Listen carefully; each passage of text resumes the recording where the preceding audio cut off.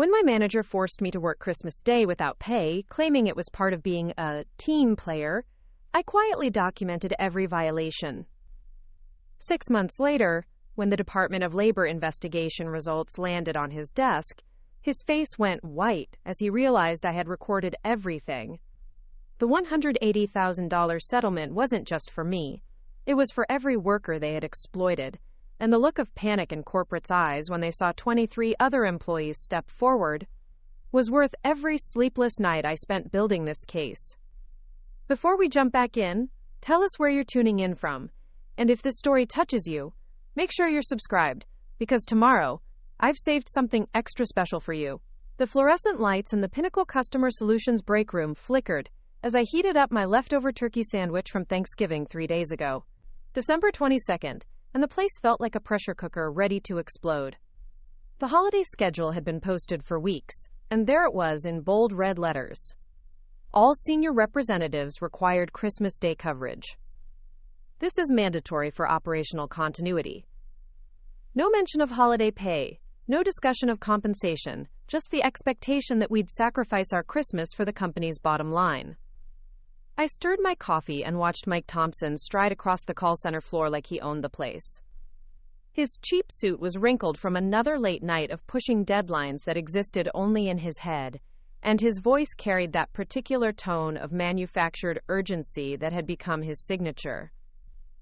Mike had been promoted to site manager 8 months ago, and in that time, he'd transformed what was once a reasonably decent workplace into something that felt more like a sweatshop with ergonomic chairs. The irony wasn't lost on me that I was spending my break thinking about work. 8 years I'd been at Pinnacle, starting as a part-time representative when Emma was still in middle school. Back then, the company actually seemed to care about work-life balance. They offered genuine flexibility, respected boundaries, and treated employees like human beings rather than expendable resources. But those days felt like ancient history now, especially under Mike's leadership and the new corporate initiatives that seemed designed to squeeze every ounce of productivity from us while giving nothing back. My phone buzzed with a text from Emma. "Mom, what time are you getting home? I'm making dinner tonight, and I found that recipe for the chicken parmesan you love." She was home from UC Davis for winter break, and I'd been looking forward to having these few weeks together. 21 years old and already more mature than half the managers at this place, Emma had always been my anchor through the chaos of single motherhood and the constant stress of trying to make ends meet on a customer service salary. I typed back quickly. "Should be home by 6 if Mike doesn't pull another one of his emergency meetings." The emergency meetings had become a weekly occurrence, usually called at 4:30 on a Friday when everyone was mentally checking out for the weekend. They were never actual emergencies, just Mike's way of asserting control and reminding us that our time belonged to the company, not to us. The break room door swung open, and Maria Rodriguez walked in looking exhausted. Maria had been hired 6 months after me, and we'd developed the kind of friendship that forms naturally between people who've survived the same corporate battlefield. She was in her early 30s, supporting 2 kids as a single mom, and had been pulling double shifts to cover the holiday rush that Mike insisted was, quote, unprecedented, even though it was identical to every other holiday season we'd experienced. "Did you see the email about Christmas coverage?" Maria asked, pouring herself coffee that looked strong enough to wake the dead. I nodded. "Mandatory for senior reps. No discussion. No negotiation." "But they're not paying holiday rates," she continued, her voice dropping to a whisper. "Jennifer told me it's considered part of our regular salary expectations. Apparently being classified as senior means we're expected to be available whenever they need us, regardless of what day it is." Jennifer Walsh, the assistant manager, had become Mike's primary messenger for delivering bad news. She had a talent for making exploitation sound like opportunity, often prefacing terrible announcements with phrases like, "This is actually great news for career development," or, "Corporate sees this as a chance for our team to really shine." The woman could probably spin a pay cut as a character-building exercise. I felt that familiar knot forming in my stomach, the one that had become a permanent fixture since Mike's promotion. It was the feeling of being trapped in a system designed to extract everything from you, while giving you just enough to keep you from walking away. The healthcare benefits were decent, the job was stable, and at 45, starting over somewhere else felt like a luxury I couldn't afford. Emma's tuition payments, my rent, the car payment that still had 18 months left. All of it kept me tethered to this place, even as it slowly drained away pieces of my soul. What about the part-timers? I asked. Are they making them work Christmas too? Maria shook her head. No, just the senior reps. Mike said it's because we have the experience to handle the complex calls that might come in. But honestly, Sarah, who's calling customer service on Christmas Day? The whole thing feels like some kind of power trip. She was right, of course. The call volume on Christmas Day was typically minimal, mostly automated system issues, and the occasional customer who didn't realize it was a holiday. The skeleton crew they were demanding could easily be covered by volunteers with proper holiday pay incentives. But that would cost money, and Mike had made it clear that his primary goal was impressing corporate with his ability to minimize operational costs. The break room began filling up with the afternoon shift workers, their conversations a mixture of holiday plans and work complaints. I listened to Jennifer Chen talk about her family's Christmas Eve traditions, how her grandmother made dumplings from scratch, and how the whole extended family gathered at her aunt's house in San Gabriel. Brad Stevens was bragging about his planned ski trip to Mammoth, funded by the overtime he'd been picking up by volunteering for extra shifts. The contrast wasn't lost on me. Some people got... Preparing and narrating this story took us a lot of time, so if you are enjoying it, subscribe to our channel. It means a lot to us. Now back to the story. Got to choose their holiday schedules, while others had choices made for them. I finished my sandwich and headed back to my cubicle, passing the motivational posters that corporate had installed last month. Excellence is a choice, not an accident, read one, featuring a stock photo of a mountain climber reaching a summit. Another proclaimed, your attitude determines your altitude, with an image of a soaring eagle. The disconnect between these inspirational messages and the actual working conditions would have been comical if it weren't so insulting. My computer monitor displayed the queue of calls waiting to be answered, each one representing someone's problem that needed solving. This was actually the part of the job I still enjoyed. Helping people navigate technical issues, resolving billing disputes, turning a frustrated customer's day around with good service. The irony was that I was genuinely good at what I did, consistently ranking among the top performers in customer satisfaction scores and call resolution rates. But being good at your job at Pinnacle didn't protect you from exploitation. If anything, it made you more valuable to exploit. The afternoon passed in the usual rhythm of call after call, each one requiring me to project enthusiasm and helpfulness, while internally calculating how many hours of unpaid Christmas work I was going to be forced to endure. Around 4 o'clock, my computer pinged with an internal message from Mike. Team meeting at 4:30. Mandatory attendance. Important updates regarding holiday operations. I saved my work and mentally prepared for another session of corporate doublespeak. These meetings had become Mike's favorite venue for delivering policy changes that would have been illegal if they were presented honestly, but somehow became palatable when wrapped in the language of teamwork and company loyalty. The conference room was already packed when I arrived, with several people standing along the walls because there weren't enough chairs. Mike stood at the front of the room, his laptop connected to the wall-mounted monitor, displaying a PowerPoint slide titled, Holiday Excellence Initiative. He waited for the conversations to die down before launching into his presentation, with the kind of forced enthusiasm typically reserved for pyramid scheme recruitment meetings. Team, I want to start by saying how proud I am of everyone's commitment to excellence this quarter. Corporate has noticed our performance metrics, and we're being recognized as one of the top-performing sites in the region. A few people offered polite applause, though most of us just stared at him with the kind of expression usually reserved for watching someone step in dog waste. Now, as we move into the holiday period, we have an incredible opportunity to really showcase what makes this team special. The Christmas Day coverage schedule represents our chance to demonstrate that Pinnacle Customer Solutions never stops delivering exceptional service, even on the most important family holiday of the year. The room was silent, except for the humming of the air conditioning system. Mike clicked to the next slide, which showed a breakdown of the Christmas coverage assignments. My name was listed under Team Lead Priority Queue, which sounded important until you realized it just meant I'd be handling the most difficult calls while everyone else dealt with the routine stuff. I know some of you might have concerns about working on Christmas, Mike continued, his tone shifting slightly toward defensive. But I want you to think about this differently. This isn't just about covering shifts. This is about being part of something bigger than yourselves. Our clients depend on us, and when we commit to being there for them, we're showing the kind of dedication that builds careers. Jennifer Walsh nodded enthusiastically from her seat in the front row, playing her role as Mike's most visible supporter. That's exactly right, Mike. This is really an opportunity for our senior team members to demonstrate leadership and commitment to company values. I felt my jaw clench involuntarily. The woman had a PhD in making servitude sound like privilege, and her ability to deliver these lines with apparent sincerity was almost impressive. Almost. Mike clicked to another slide, showing call volume projections for the holiday period. The numbers were minimal. Maybe 30 calls total expected for the entire day. Mostly automated system alerts, and a handful of actual customer issues.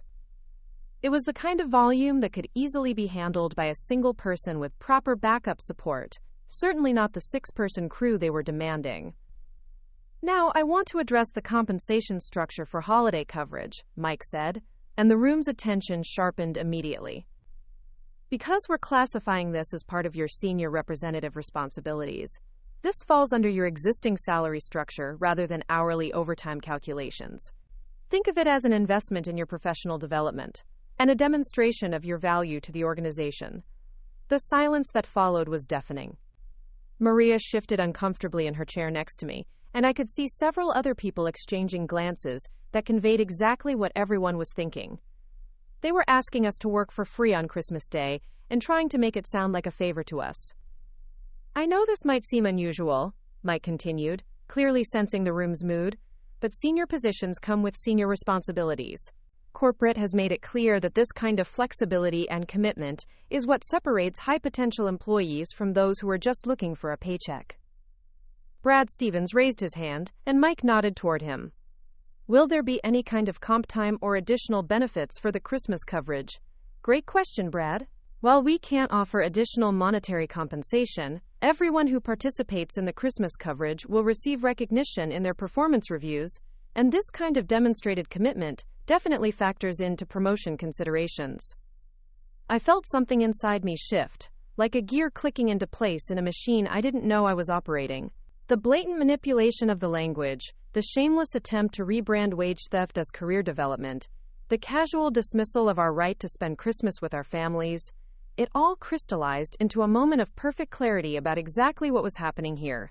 This wasn't about operational necessity or customer service excellence. This was about power, about testing how much they could take from us before we pushed back. Mike was conducting an experiment in exploitation, using our financial vulnerabilities and job security fears as leverage to extract free labor. And the most insulting part was his expectation that we'd be grateful for the opportunity. The meeting continued for another 20 minutes, with Mike outlining the specific schedule requirements and Jennifer providing additional details about call routing procedures. Throughout it all, I found myself mentally cataloging every detail, every statement, every assumption they were making about our willingness to accept this treatment. Something was building inside me, a sense of purpose I hadn't felt in years. As people filed out of the conference room, Maria caught my arm. This is insane, right? I mean, I'm not crazy for thinking this is completely wrong. You're not crazy, I assured her.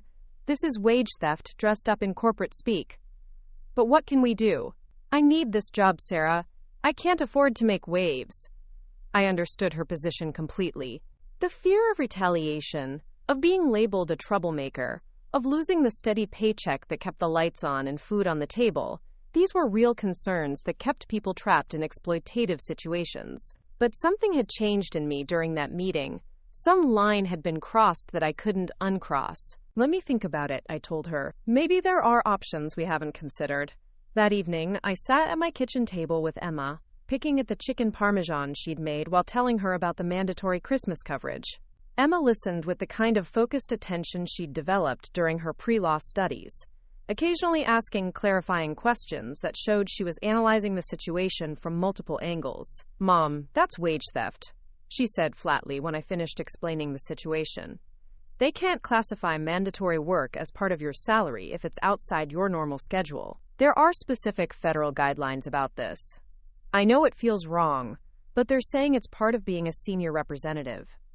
That's not how labor law works, Emma insisted, pulling out her laptop. Let me look something up. She spent the next 30 minutes researching federal wage and hour regulations, reading sections aloud, and cross-referencing different sources. Her academic approach to the problem was both impressive and slightly intimidating.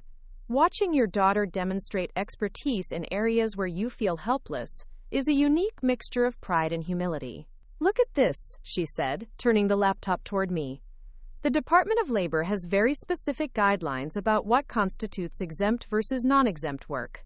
Even if you're classified as senior, if you're not in a management position with actual authority over hiring and firing, they can't just declare your overtime exempt. I stared at the government website she'd pulled up, dense with legal language but surprisingly clear in its basic principles. So what they're doing is actually illegal? Based on what you've told me, yes. And the fact that they're requiring specific coverage on a federal holiday without holiday pay makes it even worse. Emma leaned back in her chair, her expression serious. Mom, you should document everything.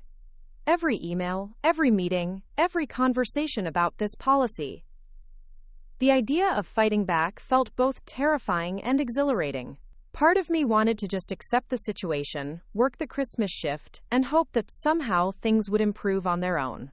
But another part of me, the part that had been growing stronger throughout the day, recognized that this was exactly the kind of moment that defined who you really were. What if I get fired?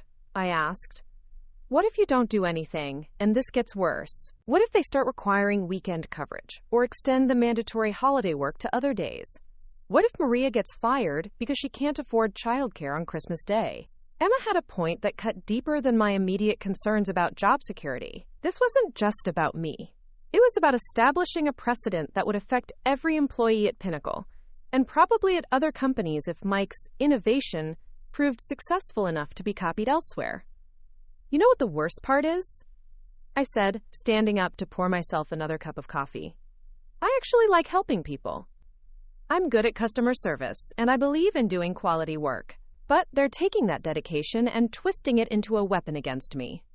That's exactly why you need to fight this, Emma replied. Good employees shouldn't be punished for caring about their work. And companies shouldn't be allowed to exploit people's sense of responsibility.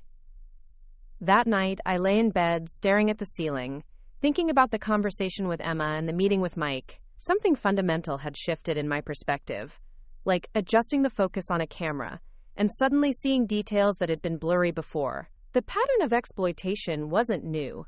It had been building gradually over months, with each small compromise leading to larger ones. The unpaid overtime that became expected. The lunch breaks that got interrupted by urgent calls that could have waited. The vacation requests that got denied due to operational needs that somehow never seemed to improve. The performance metrics that kept increasing without corresponding increases in pay or support. Mike hadn't created this system overnight.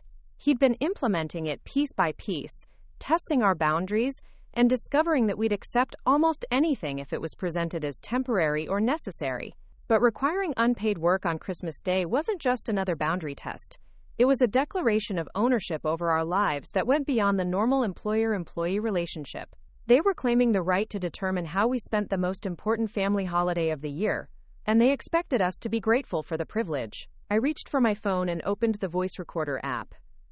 December 22nd, 11:43 p.m., I whispered. Meeting today with Mike Thompson regarding mandatory Christmas Day coverage. No holiday pay offered. Classified as part of regular salary expectations for senior representatives. Estimated 6-person crew for approximately 30 calls total volume. It felt strange to be creating evidence, like I was stepping into a role I'd never played before. But Emma was right about documentation. If this was going to escalate, I needed to have facts, not just feelings and vague recollections.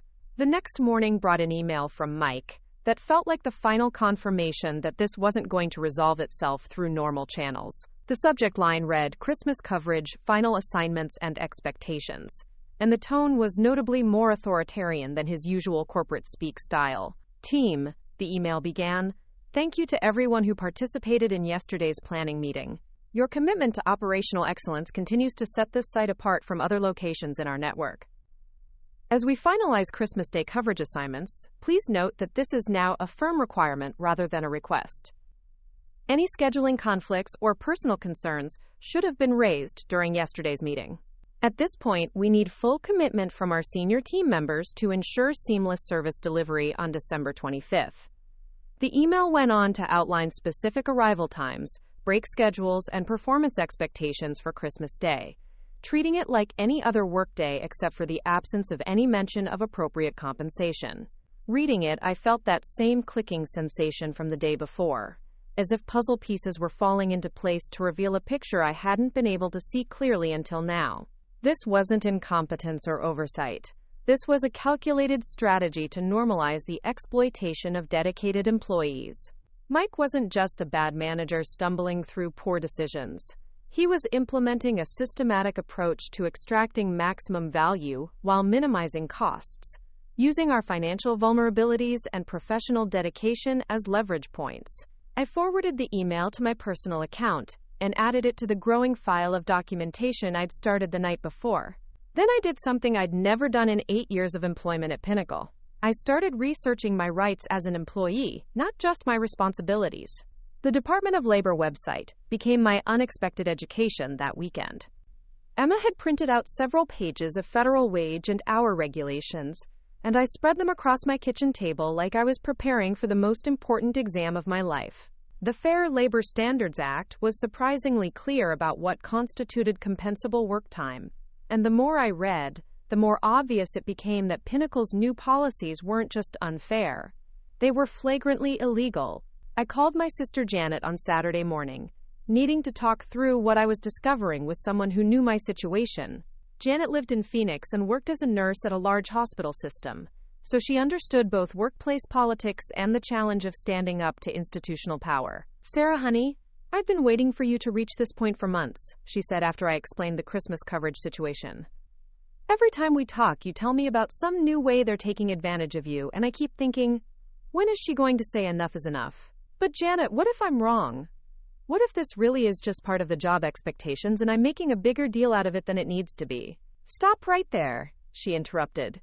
"You're doing that thing you always do where you second-guess yourself when someone treats you badly. Remember when Emma's father was pulling his disappearing act, and you kept making excuses for him? You have good instincts, Sarah, trust them." The comparison stung because it was accurate. I had spent years in a relationship with someone who treated commitment as optional and promises as suggestions, always finding ways to rationalize his behavior, rather than confronting the reality that he simply didn't prioritize his responsibilities. It had taken me too long to recognize that pattern, and by the time I did, Emma was old enough to notice the tension and inconsistency. "This feels different, though," I said. "Fighting back at work could affect my ability to provide for Emma. What if they fire me and I can't find another job that pays enough? And what if they keep pushing until you're working every holiday, every weekend, every evening, all for the same pay? What kind of life is that? What kind of example does that set for Emma?" Janet's questions echoed the conversation I'd had with Emma the night before, and I realized that both of them were seeing something I was still struggling to accept. My fear of confrontation, my tendency to accommodate unreasonable demands in the hope that things would somehow improve on their own, wasn't protecting me. It was enabling a system that would continue to escalate until I had nothing left to give. After we hung up, I spent the afternoon walking through my neighborhood, thinking about the patterns that had brought me to this moment. Riverside in December was mild and pleasant, with palm trees swaying in the warm breeze and Christmas decorations that looked slightly surreal without snow or bare branches. The suburban streets were quiet, most people inside preparing for the holidays with their families. I passed a small park where I used to bring Emma when she was little, back when my biggest concerns were making sure she got enough vegetables and keeping up with her school reading assignments. Those early years of single motherhood had been financially tight, but emotionally straightforward. I knew what I was working toward, and the sacrifices felt purposeful because they were directly benefiting my daughter. Now Emma was grown and succeeding on her own, but I was still making the same sacrifices without the same clear purpose. Somewhere along the way, the habit of putting everyone else's needs first had become an identity rather than a strategy, and I'd lost track of what I actually wanted for my own life. My phone buzzed with a text from Maria. "Did you see the follow-up email about Christmas coverage? They're saying we need to bring our own lunch because the cafeteria will be closed. This keeps getting worse." I checked my work email and found the message she was referring to. Mike had sent another update with additional clarifications about Christmas Day expectations, each one making the working conditions more onerous, while maintaining the fiction that this was somehow a privilege rather than an imposition. Team, a few important updates regarding our Christmas Day Excellence initiative. First, please note that the building cafeteria will be closed, so plan to bring your own meals and beverages. Second, parking will be limited due to holiday security protocols, so please arrive 15 minutes early to ensure adequate time for building entry procedures. Third, dress code will remain business casual despite the holiday, as we want to maintain our professional standards even during special coverage periods. Finally, please remember that this is a voluntary commitment from our senior team members, and your dedication to this initiative will be noted in your annual performance reviews.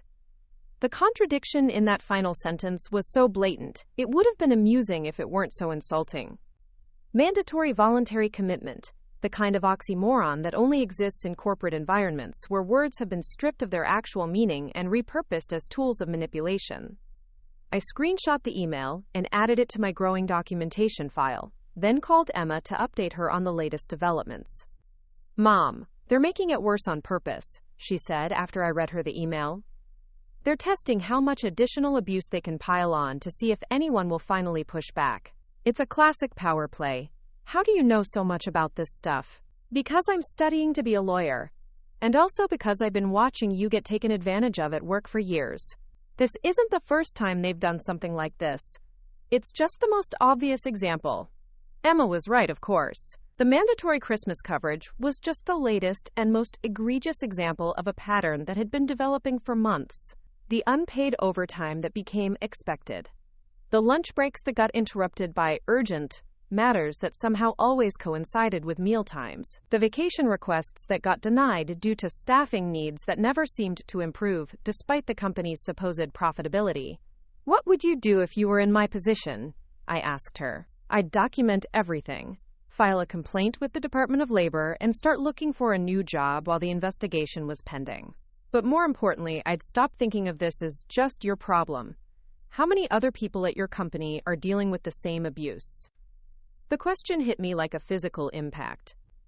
In my focus on my own situation, I'd been thinking about this as a personal conflict between me and Mike, when in reality it was a systematic issue affecting everyone at Pinnacle. Maria was struggling with the same impossible demands. The part-time workers were constantly being pressured to take on additional responsibilities without corresponding pay increases. Even some of the newer senior representatives were being asked to work schedules that violated their original employment agreements.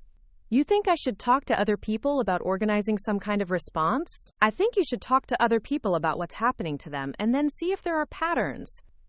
If Mike is violating labor laws with you, he's probably doing it with other employees too. And if multiple people file complaints, it's harder for the company to retaliate against any individual person." The idea of organizing my coworkers felt both terrifying and exhilarating.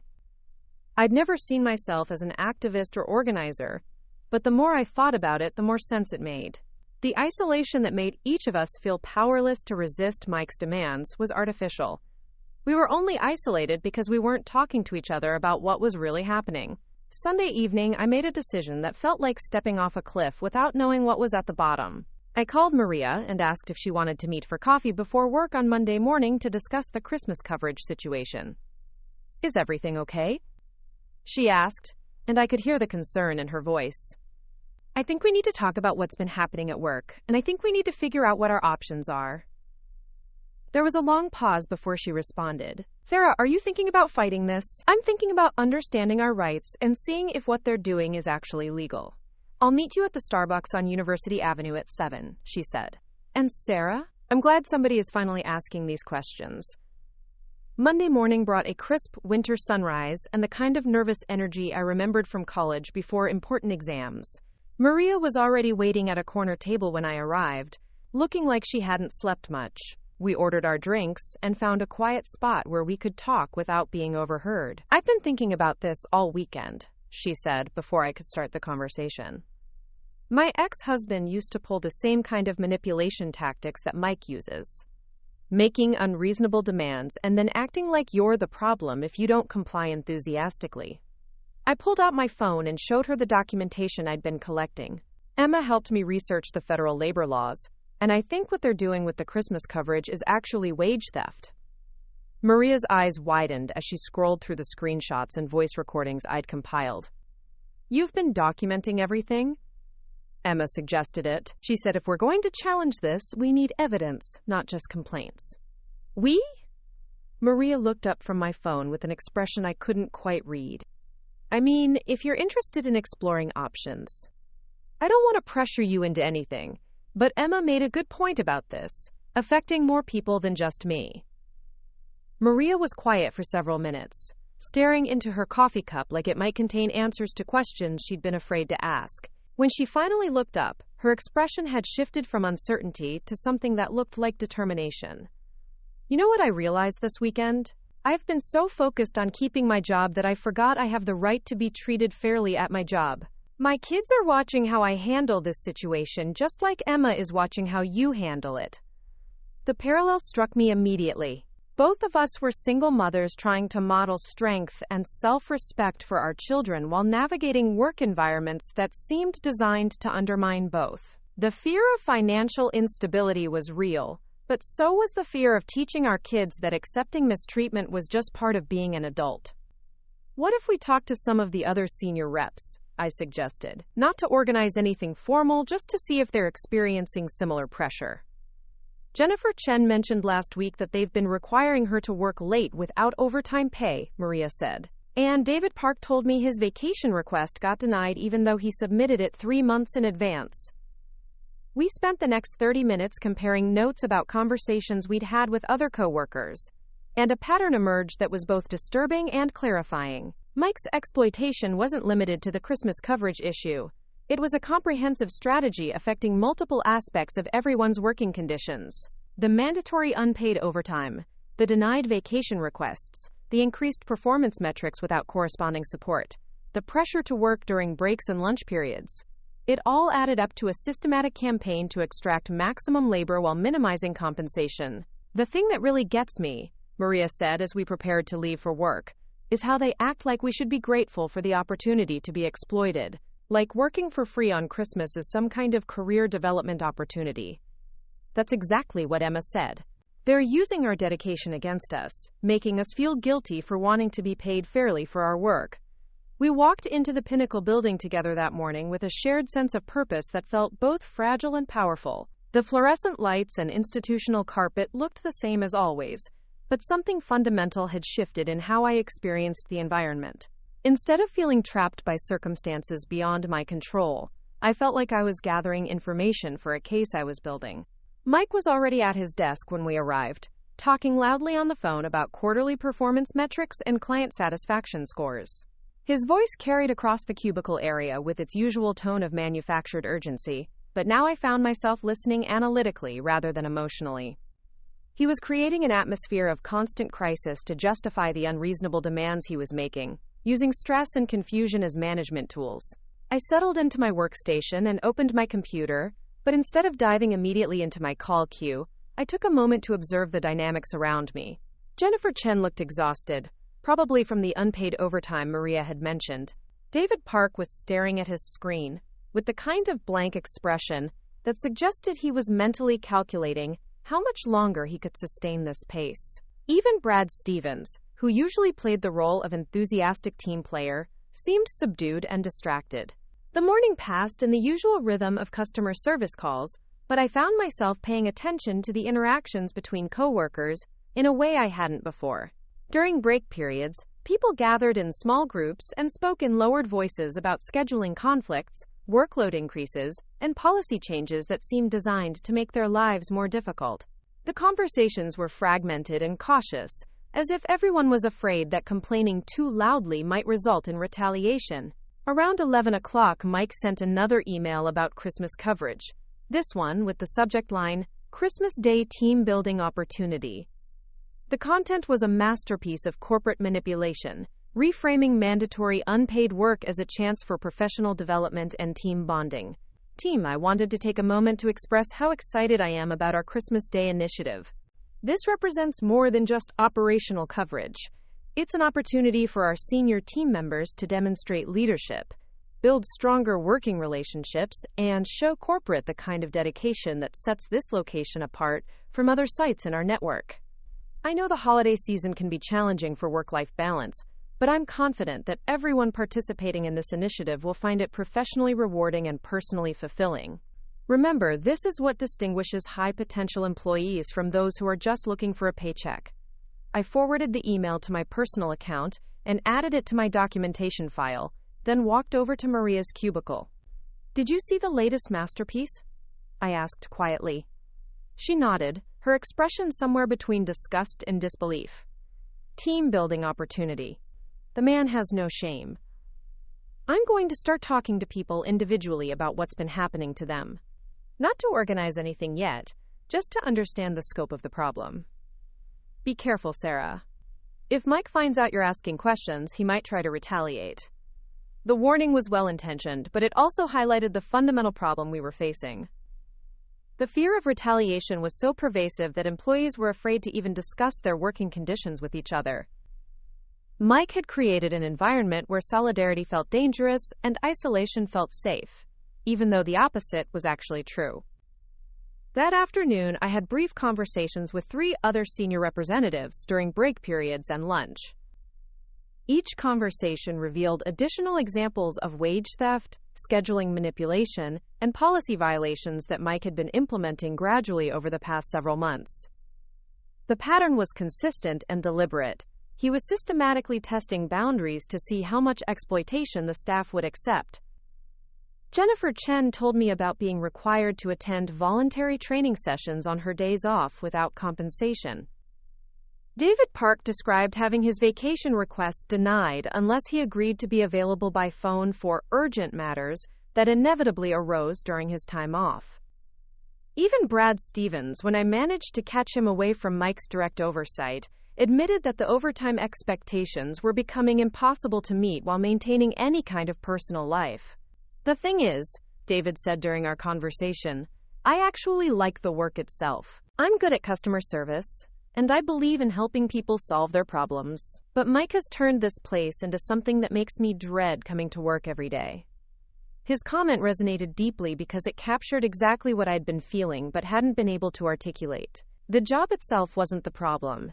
It was the systematic abuse of employees who cared about doing quality work. Mike was exploiting our professional dedication and using it as a weapon against us. By the end of the day, I had compiled enough information to confirm that the Christmas coverage issue was just the tip of a much larger iceberg. Mike was violating federal labor laws in multiple ways, affecting virtually every employee at the site, and creating a work environment that was both legally questionable and morally reprehensible. That evening, I sat down with Emma to review everything I'd learned and plan the next steps. She listened carefully as I described the conversations I'd had with my coworkers, occasionally asking clarifying questions or requesting additional details about specific incidents. "Mom, this is bigger than just your situation," she said when I finished my summary. "This is a pattern of systematic wage theft affecting multiple employees over an extended period. The Department of Labor takes these kinds of cases very seriously, especially when there's clear documentation and multiple witnesses. What would happen if I filed a complaint? They would investigate. And if they found violations, they could require the company to pay back wages to everyone affected. They could also impose fines and require changes to company policies to prevent future violations."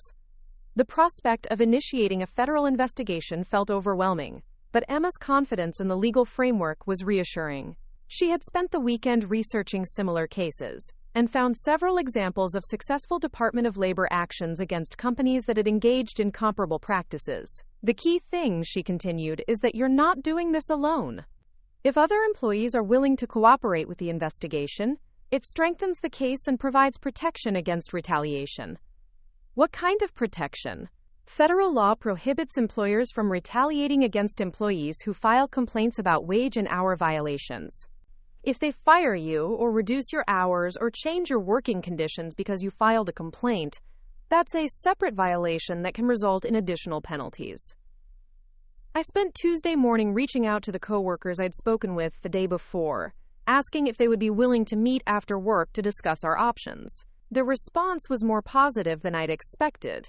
Apparently, I wasn't the only one who had been researching labor laws and considering the possibility of formal action. We met at a quiet restaurant near the office. 6 senior representatives who had been dealing with various forms of exploitation under Mike's management. The conversation that unfolded over the next 2 hours was both cathartic and galvanizing, as each person shared their experiences and we began to see the full scope of what had been happening. The systematic nature of the violations was stunning. Mike had been implementing a comprehensive strategy to extract unpaid labor from virtually every employee, using different tactics depending on individual vulnerabilities and job classifications. The Christmas coverage mandate was just his latest and most brazen attempt to normalize the expectation that we would work without compensation whenever the company found it convenient. "I think we need to file a complaint," Jennifer Chen said toward the end of the meeting. "This isn't going to stop unless someone forces it to stop." David Park nodded. "My wife keeps asking me why I let them treat me this way, and I realized I don't have a good answer anymore." One by one, each person at the table committed to cooperating with the Department of Labor investigation. We agreed to continue documenting violations, sharing information about new incidents, and maintaining confidentiality about our plans until we were ready to file formal complaints. As I drove home that night, I felt a mixture of anxiety and excitement that reminded me of the early days of Emma's childhood, when every decision felt momentous and irreversible. I was about to challenge a system that had been designed to keep employees isolated and powerless, and there was no guarantee that the outcome would be positive for any of us. But for the first time in months, I felt like I was moving towards something, rather than just enduring circumstances beyond my control. The fear was still there, but it was balanced by a sense of purpose that had been missing from my work life for too long. Wednesday morning brought another email from Mike, this one announcing additional enhancements to the Christmas coverage plan. Reading it, I realized that he was continuing to escalate his demands precisely because he hadn't encountered any resistance yet. The absence of pushback was being interpreted as acceptance, and acceptance was being used to justify even more unreasonable expectations. I forwarded the email to my personal account, added it to my documentation file, and started drafting a complaint to the Department of Labor. The Department of Labor office in downtown Riverside occupied the 3rd floor of a bland government building that smelled like industrial carpet and bureaucratic efficiency. I had taken a sick day to make the appointment, something that felt both dishonest and necessary given the circumstances. The intake specialist, David Chen, was a soft-spoken man in his 40s, who listened to my initial explanation with the kind of patient attention that suggested he'd heard similar stories many times before. "Let me make sure I understand the situation correctly," he said, reviewing the notes he'd taken during my 20-minute summary. "Your employer is requiring you and other senior employees to work Christmas Day without holiday pay, classifying this mandatory coverage as part of your regular salary expectations despite it being outside your normal schedule." "That's correct. And it's not just the Christmas coverage. There's a pattern of requiring unpaid overtime, denying vacation requests unless we agree to be available for work calls, and pressuring employees to work through their lunch breaks." David nodded and pulled out a thick folder from his desk drawer. "What you're describing sounds like multiple violations of the Fair Labor Standards Act. The Christmas Day situation alone could constitute wage theft, depending on how your employment is classified and what your original job description specified." He handed me a stack of forms and information sheets. "I'm going to start by having you complete a formal complaint, but I also want you to understand what this process involves. Once we initiate an investigation, we'll need to interview other employees, review company records, and examine payroll practices going back at least 2 years. This isn't something that resolves quickly." The weight of what I was initiating settled over me like a heavy blanket. "How long does it typically take?" "Anywhere from 3 to 18 months, depending on the complexity of the case and the level of cooperation from the employer. In situations like yours, where there appear to be systematic violations affecting multiple employees, we often find additional issues once we start examining the company's practices."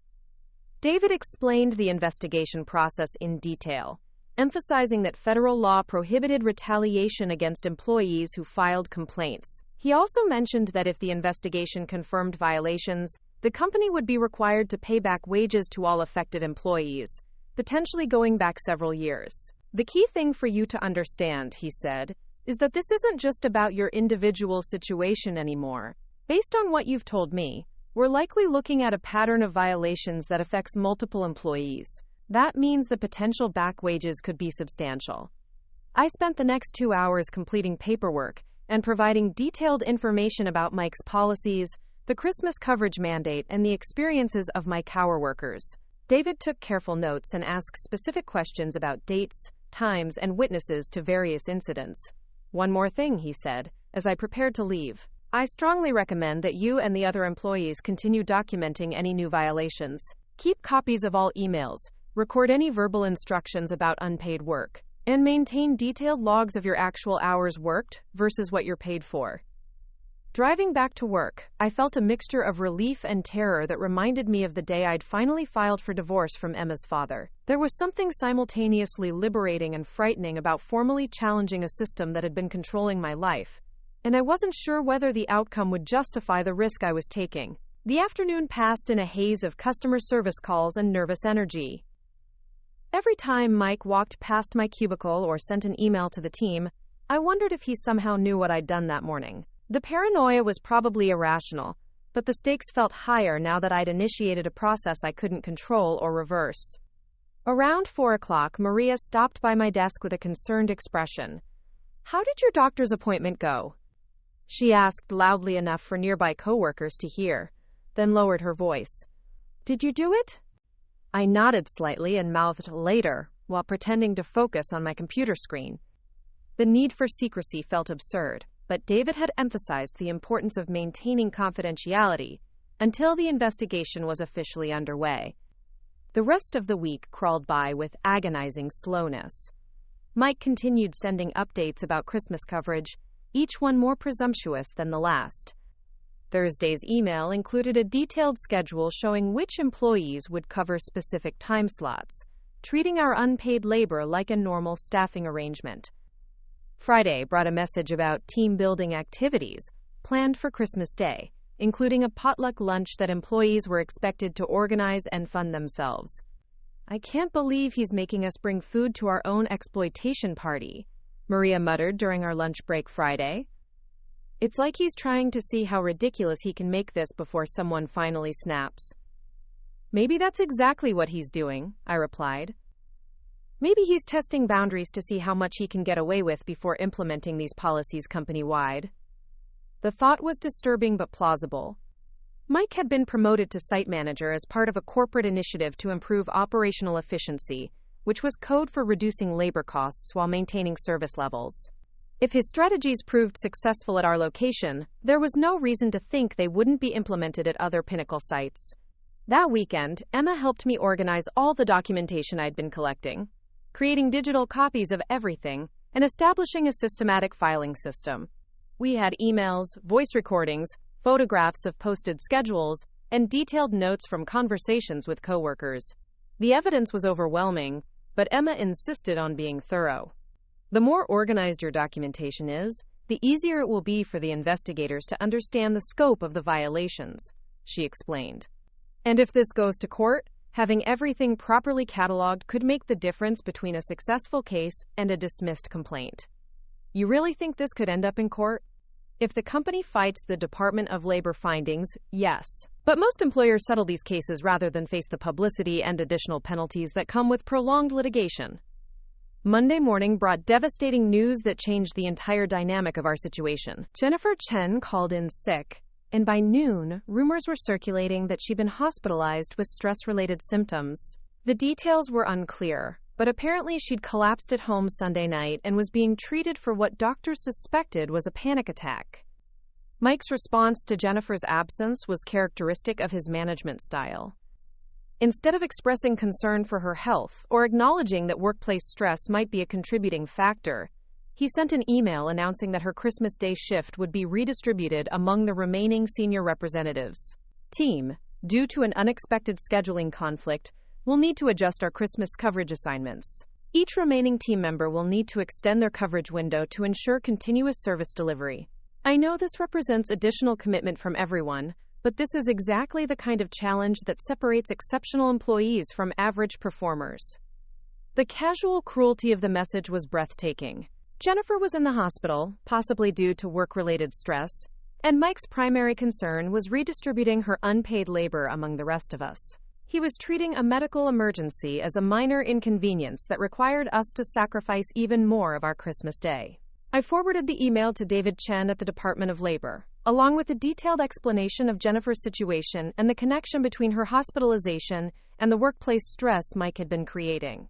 David responded within an hour, saying that the timing and circumstances of Jennifer's collapse could constitute additional evidence of the hostile work environment we'd been documenting. Tuesday brought another email from Mike, this one announcing that Christmas coverage would be mandatory for all senior representatives regardless of any personal circumstances or previous commitments. The message was clearly directed at anyone who might be considering calling in sick or finding other ways to avoid the unpaid work. Team, I want to be absolutely clear about expectations for our Christmas Day initiative. This coverage is a firm commitment that takes precedence over personal plans or individual preferences. Anyone unable to fulfill their assigned responsibilities will be subject to disciplinary action up to and including termination. This is non-negotiable and represents the minimum standard of commitment expected from senior team members. The threat was explicit and legally questionable. David had explained that employers couldn't legally require employees to work holidays without appropriate compensation, and they certainly couldn't threaten termination for refusing to work without pay. Mike was either ignorant of federal labor laws or confident that his employees wouldn't challenge his violations. I called David immediately and read him the email over the phone. His response was swift and decisive. That's coercion, and it's illegal. He's threatening termination to force employees to work without compensation. I'm going to expedite your case and initiate the investigation immediately. The next few days brought a flurry of activity as federal investigators began examining Pinnacle's employment practices. David had warned me that the investigation would likely remain confidential until they had gathered sufficient evidence. But the increased scrutiny was bound to create some unusual dynamics at the office. Thursday morning, I noticed a man in a business suit talking quietly with someone from corporate human resources in the conference room. He didn't look like anyone from our management team, and his presence created a subtle tension that seemed to ripple through the office. People spoke in lowered voices and glanced nervously toward the conference room, sensing that something significant was happening without knowing exactly what. Mike spent most of the day in meetings with corporate representatives, emerging occasionally to make phone calls or send urgent emails. His usual swagger seemed diminished, replaced by the kind of nervous energy that suggested he was dealing with unexpected complications. Around 3 o'clock, Maria stopped by my desk with information she'd gathered from Jennifer Walsh, the assistant manager. "Something big is happening," she whispered. Jennifer said corporate received some kind of formal inquiry about our employment practices. They've requested 2 years of payroll records and all documentation related to scheduling and overtime policies. I tried to maintain a neutral expression while processing this information. The Department of Labor investigation was moving faster than David had predicted, which probably meant they'd found enough preliminary evidence to justify an immediate examination of company records. "Did Jennifer say anything about the Christmas coverage?" I asked. "That's the weird thing. She said the corporate lawyers are reviewing all holiday policies and that we might hear about schedule changes soon." The afternoon passed with mounting tension as rumors circulated about the corporate investigation. By 5 o'clock, several employees had received calls from federal investigators, asking if they would be willing to participate in voluntary interviews about workplace conditions at Pinnacle. I was one of the first people contacted, which made sense given that I'd filed the original complaint. The investigator, a woman named Patricia Rodriguez, scheduled a phone interview for the following morning and explained that they were particularly interested in the Christmas coverage mandate and the pattern of unpaid overtime requirements. That evening, I called the other employees who had attended our restaurant meeting to see if they'd also been contacted. All 6 of us had received similar calls, and each conversation had focused on specific incidents we'd documented over the past several months. "This is really happening," David Park said when I reached him. "I've been so focused on keeping my head down and avoiding trouble that I almost forgot we had rights as employees. How do you feel about talking to the investigators?" I asked, nervous but excited. My wife has been pushing me to stand up for myself at work, and she's thrilled that someone is finally holding the company accountable for these policies. Friday morning brought the most dramatic development yet. Mike was notably absent from the office, and Jennifer Walsh was handling all management responsibilities with the kind of careful precision that suggested she was operating under close corporate oversight. Around 10 o'clock, an email went out to all senior representatives with the subject line, "Updated Holiday Coverage Policies. Team, after reviewing operational requirements and staffing projections, we have decided to modify our Christmas Day coverage plan. All holiday shifts will now be voluntary, and employees who choose to work Christmas Day will receive holiday premium pay in accordance with federal guidelines. We appreciate everyone's flexibility as we implement these updated policies." The reversal was so complete and sudden that it took several minutes for the implications to sink in. Mike's mandatory unpaid Christmas coverage had been transformed overnight into voluntary shifts, with premium compensation, exactly what it should have been from the beginning. Maria appeared at my desk within minutes of the email's arrival, her expression a mixture of shock and vindication. "They backed down completely," she said. "Voluntary shifts with holiday pay. It's like someone forced them to follow actual labor laws." I tried to look surprised while internally celebrating the success of the investigation. The Department of Labor inquiry had clearly spooked corporate leadership enough to trigger immediate policy changes, and the speed of their response suggested they were worried about additional violations being discovered. The transformation in office dynamics was immediate and noticeable. Without the looming threat of mandatory Christmas coverage, employees seemed more relaxed and confident. Conversations resumed their normal volume, people took their full lunch breaks without guilt, and the atmosphere of fear that Mike had cultivated began to dissipate. Mike returned to the office Monday morning looking like he'd aged 5 years over the weekend. His usual aggressive management style had been replaced by a careful, almost tentative approach to employee interactions. He spoke quietly, avoided making direct demands, and seemed to be consciously moderating his behavior in ways that suggested he'd received very specific instructions from corporate leadership. The investigation continued throughout the week, with additional employees being interviewed and more documentation being requested from the company. Patricia Rodriguez called me twice for follow-up questions, particularly about the timeline of policy changes and the specific threats Mike had made regarding termination for refusing unpaid work. "The case is developing exactly as we expected," she told me during our second conversation. "We found systematic violations affecting multiple employees over an extended period. The company is already implementing policy changes, but that doesn't eliminate their liability for past violations." Wednesday brought news that would change everything for Mike personally. Jennifer Walsh appeared increasingly nervous throughout the day, fielding multiple phone calls from corporate and spending long periods in closed-door meetings with people I didn't recognize. Around 4 o'clock, an email went out announcing that Mike Thompson would be taking an indefinite leave of absence for personal reasons. The official explanation was vague and corporate, but the timing made the real reason obvious. Mike had been removed from his position while the investigation continued, probably to prevent him from retaliating against employees who were cooperating with federal investigators. His replacement was announced the following day, a woman named Carol Martinez, who had been brought in from another Pinnacle location with specific instructions to review and revise all employment practices at our site. Her first email to the staff was refreshingly straightforward. "Team, I'm Carol Martinez, and I'll be serving as interim site manager while we review and update our operational procedures. My primary goal is to ensure that our workplace complies with all federal and state employment regulations while maintaining the high level of customer service our clients expect. Over the next few weeks, I'll be meeting individually with employees to understand your concerns and gather input about how we can improve working conditions here." The difference in tone was remarkable. Where Mike had used language as a weapon to manipulate and control, Carol communicated with clarity and respect. Her message acknowledged that problems existed and promised concrete action to address them, rather than pretending that exploitation was actually opportunity. My individual meeting with Carol was scheduled for the following Tuesday, and I spent the weekend preparing for a conversation that would have been unimaginable under Mike's management.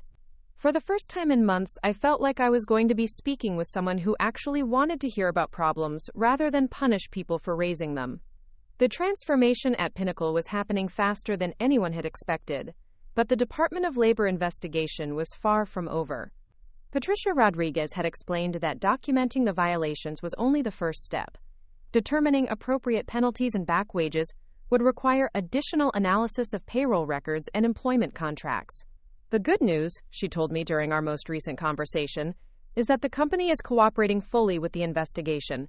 They're implementing policy changes and providing all requested documentation without resistance.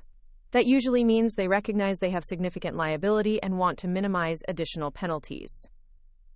Emma was ecstatic when I updated her on the developments. Mom, you didn't just solve your own problem. You fixed a systematic issue that was affecting dozens of people. The back wages alone could be substantial, and the policy changes will protect future employees from the same kind of exploitation. The pride in her voice meant more to me than any potential financial settlement. For months, I'd felt powerless and isolated, accepting treatment that I knew was wrong because I couldn't see any viable alternatives. But by documenting the violations and working with other employees to challenge the system, we'd forced changes that would benefit everyone. Thursday afternoon brought the news I'd been waiting for. Patricia Rodriguez called to inform me that the Department of Labor had completed their initial investigation and found multiple violations of federal wage and hour laws. Pinnacle would be required to pay back wages to all affected employees, implement comprehensive policy changes, and undergo ongoing monitoring to ensure compliance with federal regulations. The preliminary calculation for back wages is approximately $180,000 across all affected employees, she said. Your individual portion will depend on the specific hours and violations we've documented, but it should be substantial. The number was staggering.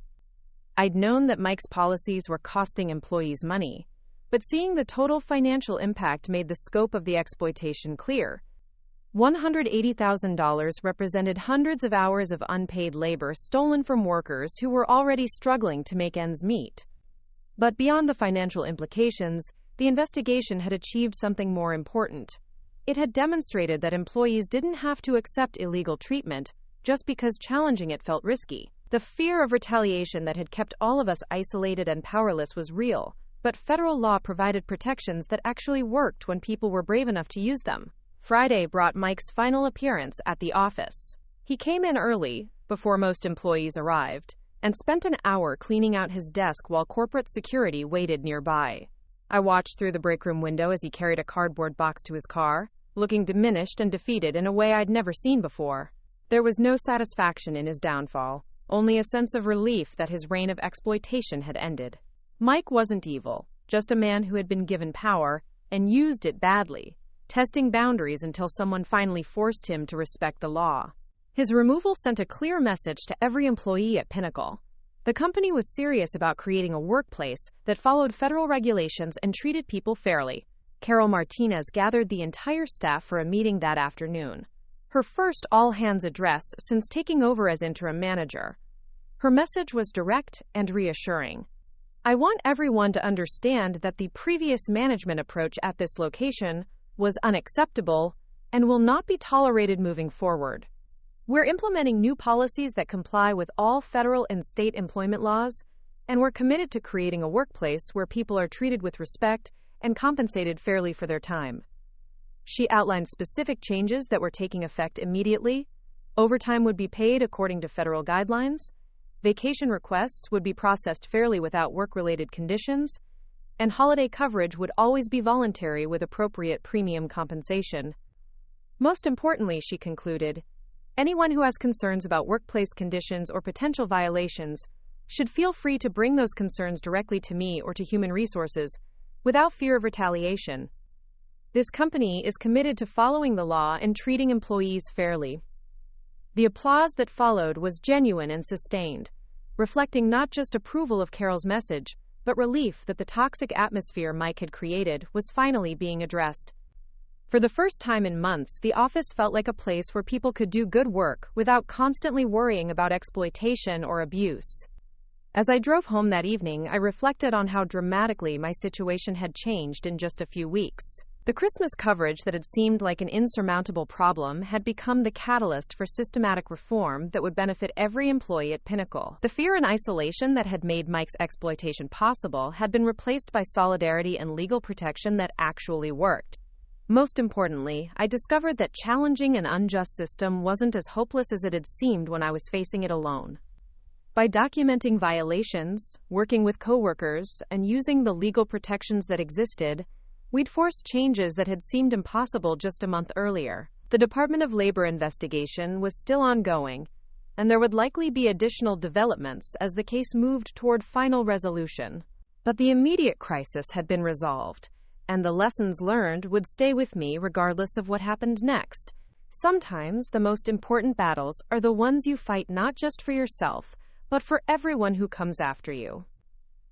3 months after Mike's departure, the check from the Department of Labor settlement arrived in my mailbox on a Tuesday morning that felt like any other day until I opened the envelope. The amount was $23,847.83, representing nearly 2 years of unpaid overtime, denied break periods, and holiday work that should have been compensated according to federal wage standards. The number on the check was substantial, but what it represented was even more significant.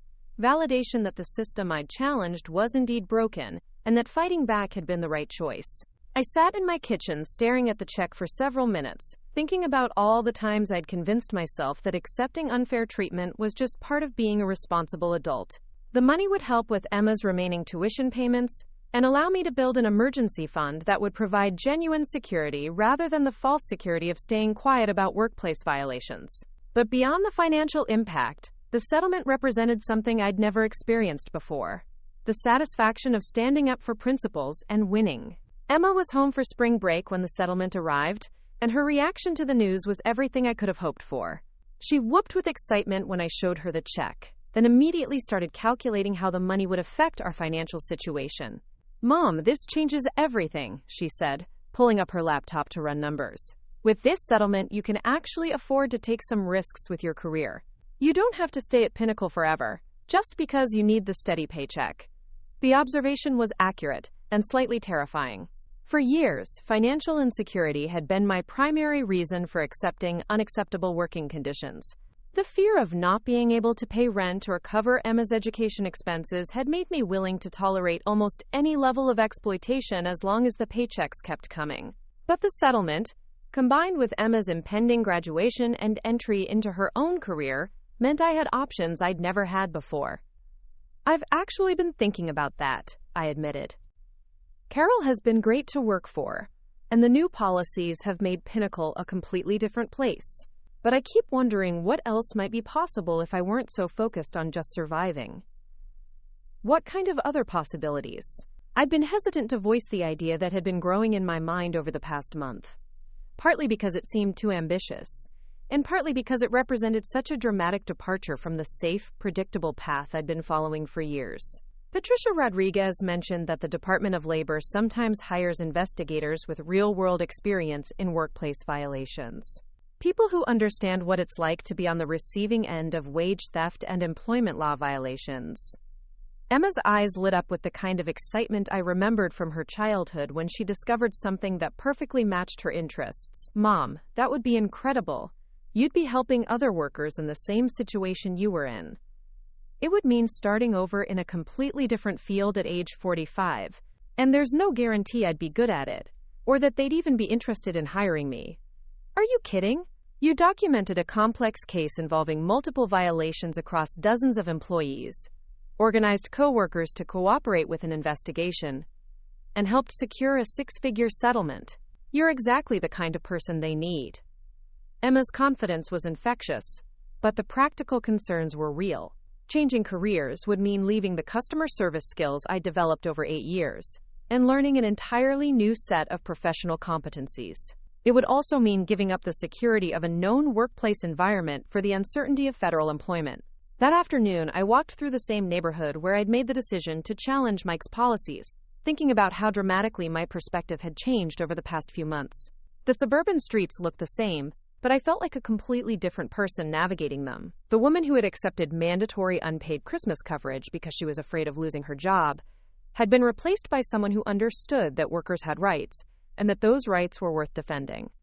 My phone rang as I passed the park where I used to bring Emma as a child. The caller ID showed Patricia Rodriguez's number, and I answered with the kind of anticipation that had become familiar during the investigation process. "Sarah, I have some news about your case," she said.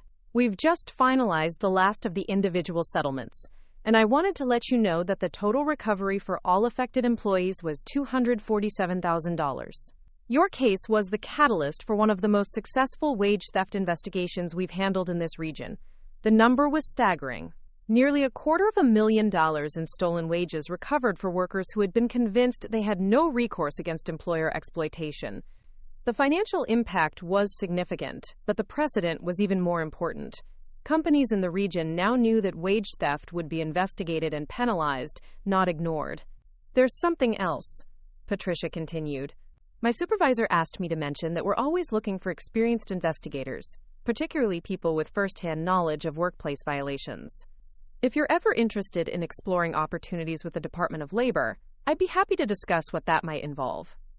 The conversation lasted another 20 minutes, with Patricia explaining the federal hiring process, the training programs available for new investigators, and the types of cases the department handled.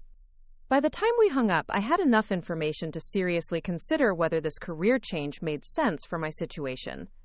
That evening, I called my sister Janet to discuss the opportunity. Her response was immediate and enthusiastic. "Sarah, this is perfect for you. You've always been good at helping people solve problems. And now you'd be helping them solve the biggest problem most workers face, being treated unfairly by their employers. But what if I'm not cut out for investigative work? What if I can't handle the confrontational aspects of challenging companies about their practices?" Janet laughed. "Are you serious? You just spent 6 months investigating and documenting violations, organized multiple coworkers to cooperate with federal investigators, and helped secure a $250,000 settlement. You've already proven you can handle the confrontational aspects." Her perspective was accurate but hard for me to internalize. The transformation from someone who avoided conflict to someone who initiated federal investigations didn't feel gradual from the inside. It felt like a series of discrete decisions that had accumulated into a completely different identity. Monday morning brought a conversation with Carol Martinez that crystallized my thinking about the future. She had requested a meeting to discuss my career development goals, part of her systematic effort to rebuild employee engagement after Mike's destructive management approach. "Sarah, I want you to know that your role in the Department of Labor investigation didn't go unnoticed by corporate leadership," she began. "The way you documented violations and worked with other employees to address systematic problems showed exactly the kind of leadership we want to develop here. I appreciate that, Carol. The new policies have made this a much better place to work. That's actually what I wanted to discuss. Corporate has asked me to identify high-potential employees who might be interested in management training programs. Your name was at the top of my list. The offer was flattering and would have been exactly what I wanted to hear 6 months earlier. A promotion to management would mean better pay, more security, and recognition for the skills I'd developed over 8 years at Pinnacle. But sitting in Carol's office, I realized that the career path that had once seemed like the pinnacle of success now felt limiting rather than appealing. "Can I ask you something?" I said. "How did you get into management?" Carol smiled. "I started in customer service, just like you. Worked my way up through various positions over 15 years, always focusing on the next promotion, the next level of responsibility. Do you enjoy it?" She paused, considering the question more carefully than I'd expected. "I enjoy helping create better working conditions for employees, and I'm good at implementing policies that comply with regulations. But honestly, Sarah, the most satisfying part of this job has been fixing the problems Mike created. The actual day-to-day management responsibilities are fine, but they're not what gets me excited about coming to work." Her honesty was refreshing and illuminating. The management track that had always seemed like the natural progression of a successful career might not actually lead to the kind of work that would feel meaningful and engaging. "What does get you excited about coming to work?" solving problems that matter, making sure people are treated fairly, seeing policies change in ways that actually improve workers' lives. Carol leaned back in her chair. Why do you ask?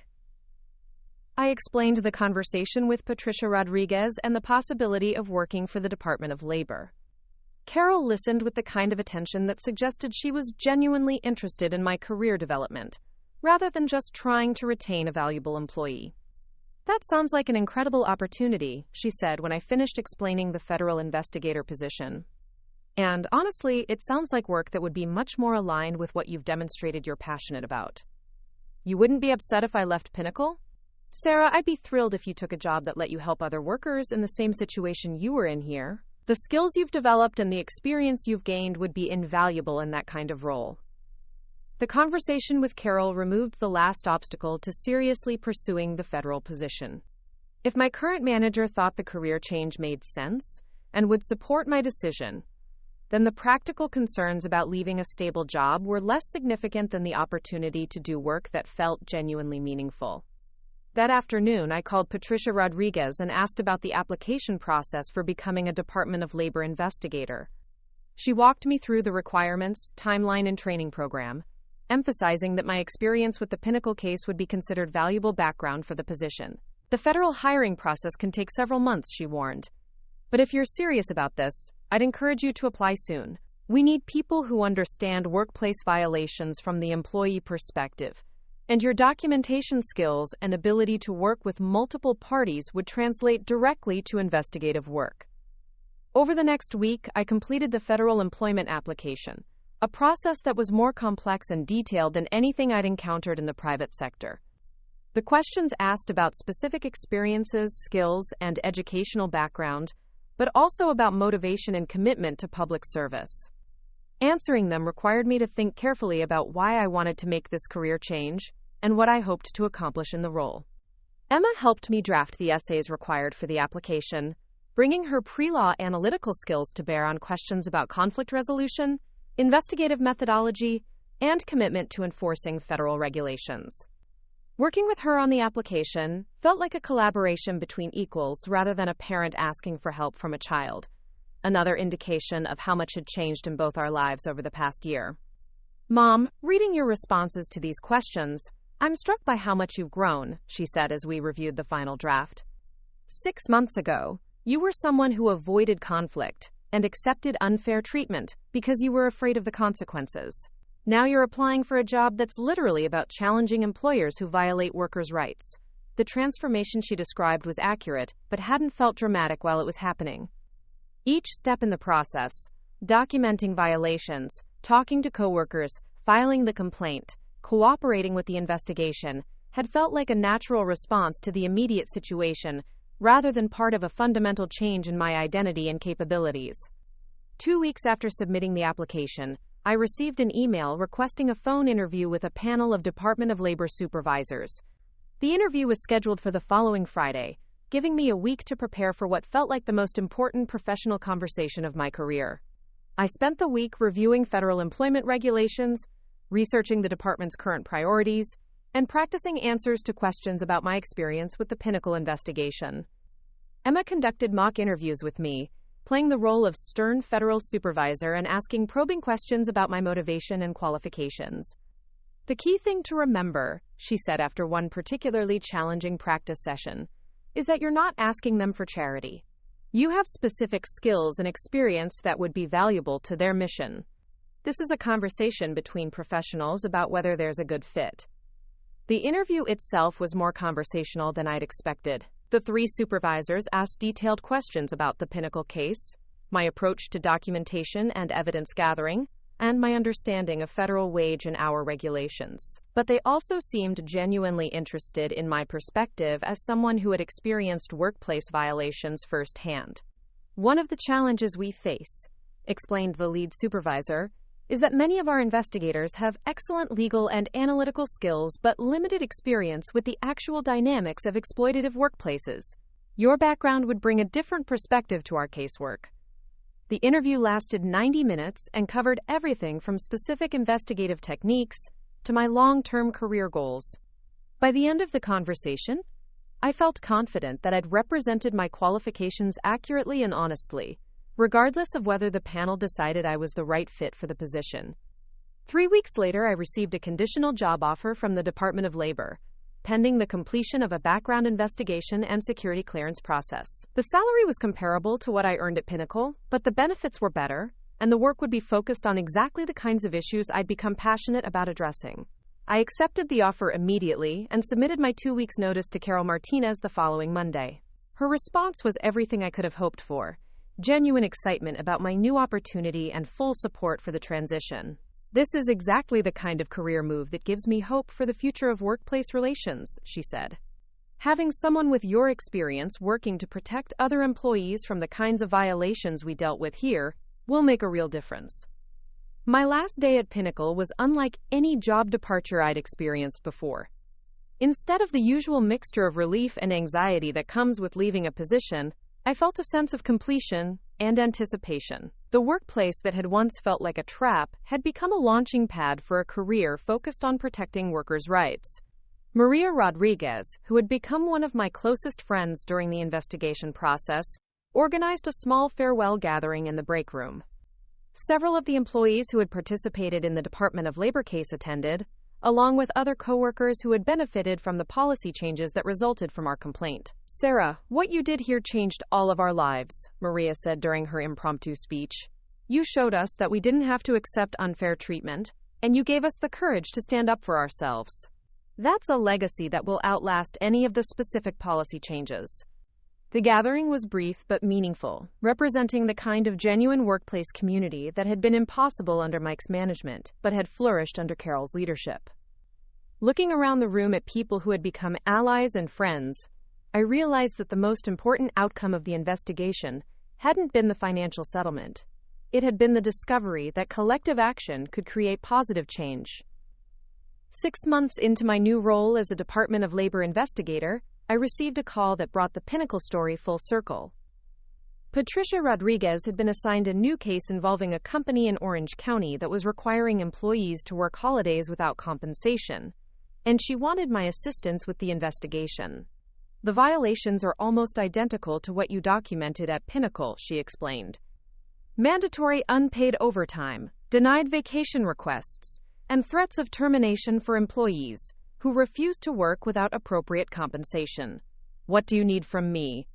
I'd like you to conduct the initial employee interviews. Your experience with this type of exploitation, combined with your investigative training, makes you the perfect person to help these workers understand their rights and document the violations." The assignment felt like a validation of the career change I'd made and the skills I'd developed. The woman who had once been afraid to challenge her own employer was now helping other workers navigate similar situations with the backing of federal law and the resources of the Department of Labor. The Orange County investigation resulted in a $340,000 settlement and comprehensive policy changes at the company, along with the termination of the manager who had been implementing the illegal practices. More importantly, it demonstrated that the Pinnacle case hadn't been an isolated incident. Wage theft and workplace exploitation were systematic problems that required ongoing vigilance and enforcement. Over the past year, I've worked on dozens of similar cases, each one involving workers who thought they had no recourse against employer abuse until they learned about their federal protections. The pattern is depressingly consistent. Companies testing boundaries to see how much they can extract from employees, workers accepting unfair treatment because they don't know their rights, and managers using fear and economic pressure to maintain exploitative practices. But the pattern is also changing, partly because word is spreading about successful investigations, and partly because employees are becoming more aware of resources available to them. The Department of Labor has seen a steady increase in wage theft complaints over the past 2 years, suggesting that more workers are refusing to accept illegal treatment and are willing to challenge employers who violate federal regulations. Last month, I was invited to speak at a community center in Riverside about workers' rights and how to recognize wage theft. The audience included employees from various industries: retail workers, restaurant staff, healthcare aides, and customer service representatives, all dealing with different versions of the same fundamental problem. "The most important thing to understand," I told them, is that you don't have to accept illegal treatment just because challenging it feels risky. Federal law provides real protections for workers who report violations, and the Department of Labor takes these cases seriously. During the question and answer session, a woman in her 50s raised her hand and described a situation that sounded almost identical to my experience at Pinnacle. Her employer was requiring mandatory overtime without compensation, classifying the extra work as part of her regular salary expectations. "What you're describing is wage theft," I told her, "and it's illegal regardless of how your employer chooses to frame it. You have the right to be paid for all the time you work, and your employer cannot retaliate against you for filing a complaint about unpaid wages." After the presentation, several people approached me with questions about their specific situations. Each conversation reminded me of the isolation and powerlessness I'd felt before, discovering that legal protections existed and actually worked when people were brave enough to use them. The woman who had asked about mandatory overtime stayed after everyone else had left, and we talked for nearly an hour about her options and the complaint process. By the end of our conversation, she had decided to start documenting the violations and was planning to contact the Department of Labor within the week. "I can't believe I've been accepting this treatment for 3 years, she said as we prepared to leave. "I thought this was just how jobs worked now." "That's exactly what your employer is counting on," I replied. "They're hoping you'll assume that exploitation is normal and that you don't have any alternatives." Driving home that evening, I thought about the journey that had brought me from accepting mandatory unpaid Christmas coverage to helping other workers challenge similar violations. The transformation hadn't been linear or predictable, but it had been built on a simple recognition that workers have rights, and those rights are worth defending. Emma, now graduated from law school and working at a labor rights organization in Los Angeles, calls regularly to compare notes about our respective cases. She's representing workers in class action lawsuits while I'm investigating violations for federal enforcement. But we're working toward the same goal of ensuring that employees are treated fairly and compensated appropriately for their work. "Mom, do you ever think about what would have happened if you hadn't filed that complaint about the Christmas coverage?" she asked during our most recent conversation. "I think Mike would have kept pushing until someone finally pushed back, or until he'd created a workplace where people were essentially working for free while being grateful for the opportunity." And now Pinnacle follows federal regulations. Other companies in the region know that wage theft will be investigated, and workers have at least one more advocate helping them understand their rights. The check from the Department of Labor settlement is long since deposited and spent, but the investigation it represented continues to generate dividends in ways I never anticipated. The documentation skills I developed, the understanding of federal employment law I gained, and the confidence that comes from successfully challenging an unjust system have become the foundation for work that feels genuinely meaningful. Most importantly, the experience taught me that the choice between financial security and personal dignity is often a false choice created by employers who benefit from keeping workers isolated and uninformed. Federal law provides protections that actually work when people are willing to use them, but those protections are only effective when workers understand their rights and have the courage to enforce them. The Christmas Day coverage that once seemed like an insurmountable problem became the catalyst for a career focused on ensuring that other workers don't have to choose between accepting illegal treatment and risking their economic security. Sometimes the most important victories are the ones that prevent future battles from having to be fought at all. The morning I walked into the Department of Labor field office as an official investigator, I carried with me a small folder containing copies of every document from my own case.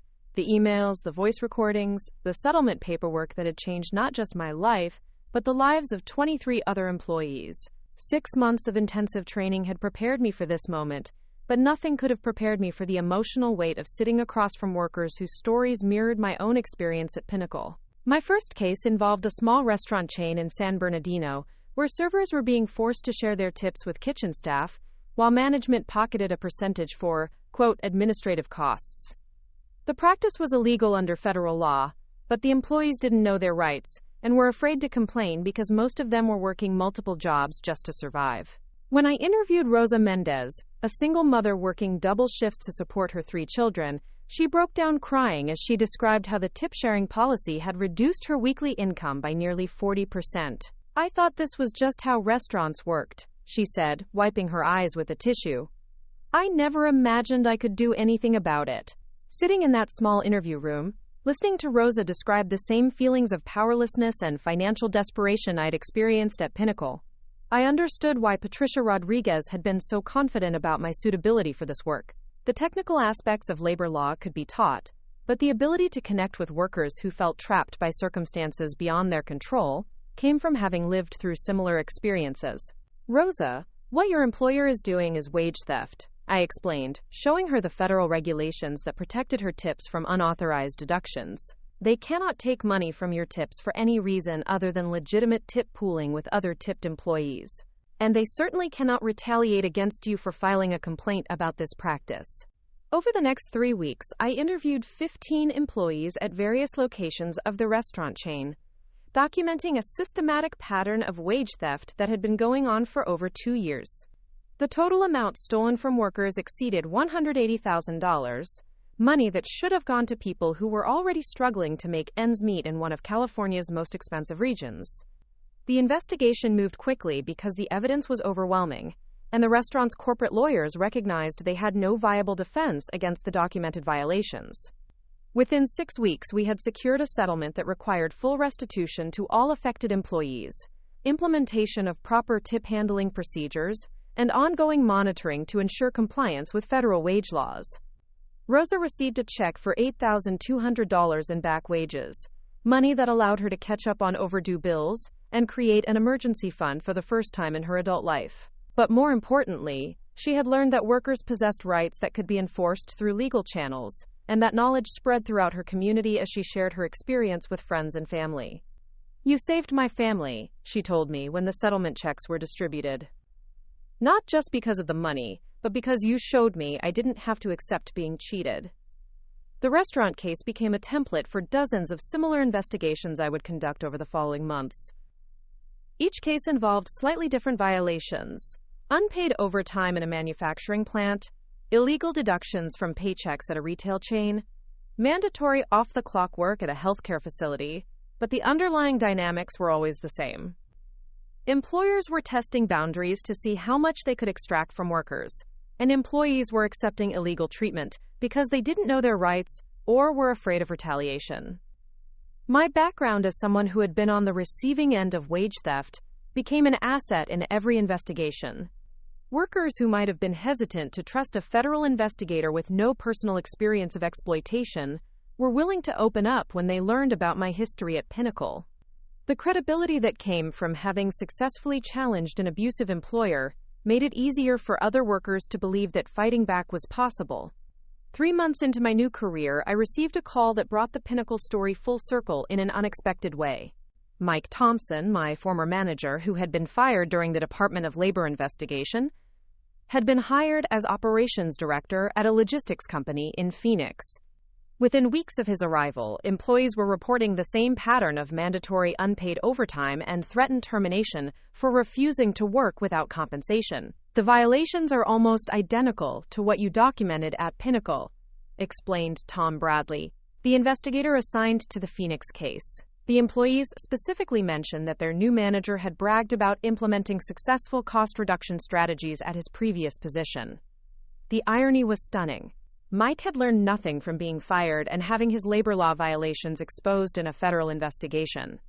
Instead, he had apparently interpreted his termination as unfair treatment rather than appropriate consequences for illegal behavior, and he was now attempting to replicate the same exploitative practices at a new company.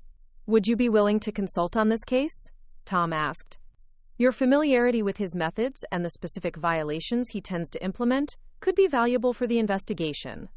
I agreed immediately and spent the next several hours briefing Tom on Mike's management strategies, the types of documentation he was likely to have created, and the patterns of coercion he typically used to pressure employees into accepting unpaid work. The information proved invaluable when Tom began interviewing the Phoenix employees, as he was able to ask specific questions about practices they might have assumed were legal or normal. The Phoenix investigation resulted in Mike's second termination for labor law violations and a $95,000 settlement for the affected employees. More importantly, it demonstrated that the Department of Labor was building institutional knowledge about repeat offenders and patterns of exploitation that cross state lines and company boundaries. This is exactly why we need investigators with your background, Patricia Rodriguez told me when I updated her on the Phoenix case. You recognized the patterns and knew what questions to ask because you'd lived through the same violations. That kind of insight can't be taught in training programs. The validation was meaningful, but what struck me most about the Phoenix case was how it illustrated the importance of holding individual managers accountable for labor law violations. Companies could implement policy changes and pay settlements, but if the specific people responsible for creating exploitative work environments weren't held personally responsible, they would simply move to new positions and replicate the same illegal practices. During my first year as a Department of Labor investigator, I worked on 43 cases involving wage theft, unpaid overtime, and illegal workplace policies. The total recovery for affected workers exceeded $2.3 million, money that went directly to people who had been cheated out of wages they had earned through their labor. But the financial settlements, while important, represented only part of the impact these investigations were having. Each successful case sent a message to employers throughout the region that wage theft would be investigated and penalized, creating a deterrent effect that protected workers beyond those directly involved in specific complaints. Emma, now established in her own career as a labor rights attorney, often consulted with me on cases that involved potential class action lawsuits. The collaboration between federal investigation and private litigation was creating a comprehensive approach to protecting workers that neither avenue could achieve alone. Mom, you've become exactly the kind of advocate I hoped to be when I started law school, she told me during one of our regular phone calls. You're not just helping individual workers, you're changing the entire landscape of employment enforcement in Southern California. The observation was gratifying, but what I found most rewarding about the work was the direct connection with people whose situations reminded me of my own experience at Pinnacle. Every investigation began with someone who had reached the same breaking point I'd experienced, someone who had decided that accepting illegal treatment was worse than the risk of fighting back. One case that particularly resonated with me involved a group of home healthcare workers who were being required to work 16-hour shifts without overtime pay. The employer was classifying them as companions rather than healthcare workers, using a regulatory loophole to avoid paying federal minimum wage and overtime requirements. The lead complainant was a woman named Grace Williams, a 52-year-old certified nursing assistant who had been caring for elderly and disabled clients for over 15 years. Grace had accepted the exploitative working conditions for months because she genuinely cared about her clients and was afraid that challenging the employer would result in her losing access to people who depended on her care. These people trust me, she explained during our initial interview. Some of them don't have family, and I'm the only consistent person in their lives. If I get fired for complaining about wages, who's going to take care of them? Her dilemma captured the essential cruelty of wage theft. Employers were using workers' dedication and compassion as weapons against them, exploiting the very qualities that made them good at their jobs. Grace's clients needed quality care, but that need was being used to justify paying Grace less than the federal minimum wage for work that required significant skill and emotional investment. The investigation revealed that the home healthcare company had been misclassifying dozens of workers to avoid paying appropriate wages, a practice that had cost employees hundreds of thousands of dollars over several years. The regulatory loophole the company was exploiting had been closed by recent federal guidelines, making their pay practices clearly illegal under current law. When we secured a settlement requiring full back wages and proper classification for all affected workers, Grace received a check for $14,300. More importantly, her hourly wage increased from $8.50 to $15.75, and she would receive overtime pay for any work beyond 40 hours per week. I can finally afford to take better care of myself, so I can take better care of my clients, she said when I delivered the news about the settlement. This doesn't just change my life. It makes me a better caregiver because I'm not constantly stressed about money. The home health care case illustrated something I'd observed in many investigations, that fair wages and good working conditions weren't luxuries that employers couldn't afford, but investments in workforce quality that ultimately benefited everyone involved. Grace's clients received better care when she wasn't distracted by financial stress, and the company's turnover rates decreased dramatically once they started paying appropriate wages. As my second year as a Department of Labor investigator began, I was assigned to a case that would become the largest wage theft investigation in the region's history. A major retail chain with 47 locations across Southern California had been systematically altering employee time records to avoid paying overtime, affecting over 800 workers across multiple years. The case began with a single complaint from a store manager who had been instructed to modify employee time cards to keep labor costs below corporate targets. When she refused to continue the practice, she was demoted and eventually fired, prompting her to contact the Department of Labor about the systematic time theft she had witnessed. They called it labor optimization, she explained during our initial interview. But what it really meant was stealing time from employees who were already working for barely above minimum wage. The investigation required coordinating with multiple field offices, reviewing thousands of payroll records, and interviewing employees across dozens of store locations. The scope of the violations was staggering. The company had been systematically stealing small amounts of time from each employee's paychecks, amounts that seemed insignificant individually, but added up to massive theft when calculated across the entire workforce.